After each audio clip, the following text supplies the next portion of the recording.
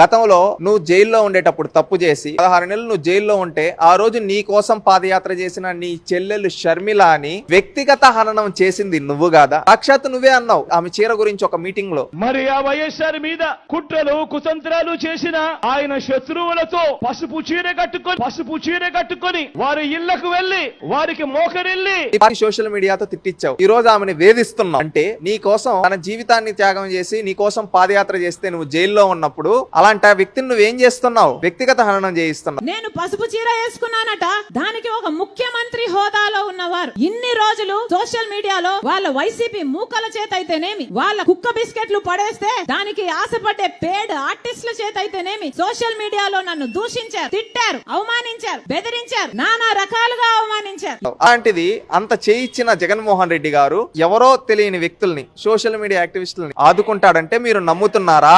తన సొంత తోబుట్టు చిన్నప్పటి నుంచి తనతో పెరిగిన చెల్లెల్ని తన రాజకీయం కోసం వాడుకొని వదిలేసిన జగన్మోహన్ రెడ్డి రేపు సోషల్ మీడియా యాక్టివిస్టులని ఆదుకుంటాడా, వదులుకుంటాడా? ఒక్కసారి ఆలోచించండి సోషల్ మీడియా యాక్టివిస్టులారా. ఎవరురా నువ్వు?